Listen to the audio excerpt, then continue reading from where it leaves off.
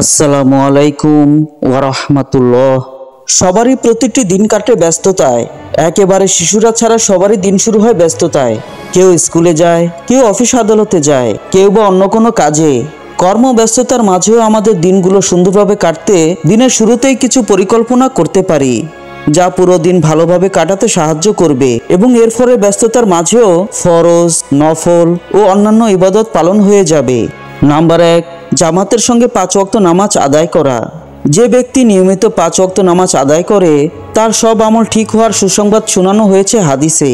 রাসূলুল্লাহ সাল্লাল্লাহু আলাইহি সাল্লাম বলেছেন, যার সালাত সুন্দর হবে তার অন্যান্য আমলগুলো শুদ্ধ ও সঠিক হয়ে যাবে। বিপরীতে যার সালাত শুদ্ধ নয় তার অন্য আমলও শুদ্ধ হবে না। সহিহ তারগিব হাদিস নাম্বার 369। এছাড়া অন্য হাদিসে রাসূল সাল্লাল্লাহু আলাইহি সাল্লাম বলেছেন, প্রতিদিন 5 বার গোসল করলে যেমন কোনো ময়লা থাকে না, তেমনি দৈনিক 5 ওয়াক্ত সালাত আদায় করলে তার সমস্ত গুনাহ আল্লাহ তাআলা ক্ষমা করে দেন। সহিহ বুখারী হাদিস নাম্বার 528।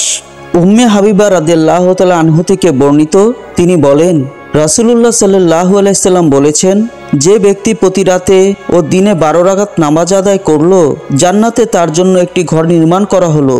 সেগুলো হলো জোহরের ফরজ নামাজের পূর্বে 4 রাকাত, পরে 2 রাকাত, মাগরিবের পর 2 রাকাত, এশার পর 2 রাকাত, ফরজ নামাজের পূর্বে 2 রাকাত।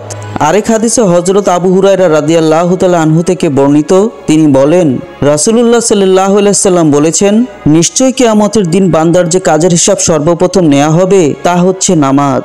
সুতরাং যদি তা সঠিক হয় তাহলে সে পরিত্রাণ পাবে, আর যদি নামাজ খারাপ হয় তাহলে সে ব্যর্থ ও ক্ষতিগ্রস্ত হবে।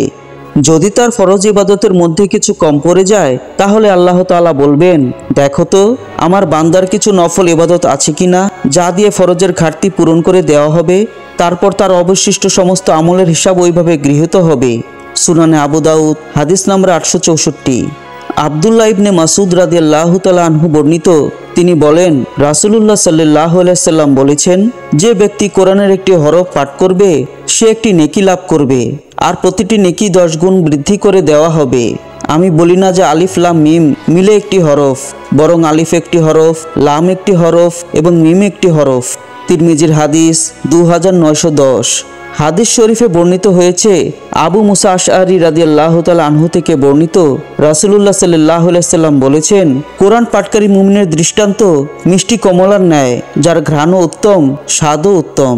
যে মুমিন কোরআন পাঠ করে না তার দৃষ্টান্ত খেজুরের ন্যায়, যার কোনো ঘ্রাণ নেই তবে এর স্বাদ আছে।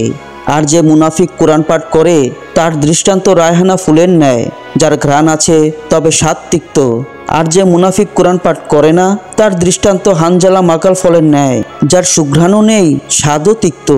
সহিহ বুখারী হাদিস নম্বর 5427। প্রত্যেক ফরজ নামাজের পর কিছু মাসনুন দোয়া ও আমল রয়েছে, যেগুলো রাসূলুল্লাহ সাল্লাল্লাহু আলাইহি সাল্লাম নিজে করতেন, সাহাবীদের আমল করার উপদেশও দিতেন। ওসব দোয়া ও আমল একদিকে অসীম সওয়াব লাভের কারণ, একই সঙ্গে এতে লাভ হয় বরকতময় জীবন। হাদিসে এসেছে, রাসূলুল্লাহ সাল্লাল্লাহু আলাইহি সাল্লাম ইরশাদ করেছেন, প্রত্যেক ফরজ নামাজের শেষে কিছু দোয়া আছে, যে ব্যক্তি ওইগুলো পড়ে বা কাজে লাগায় সে কখনো ক্ষতিগ্রস্ত হয় না। সহিহ মুসলিম হাদিস নাম্বার 1237।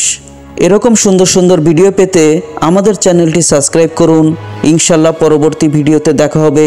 আসসালামু আলাইকুম ওয়া রাহমাতুল্লাহ।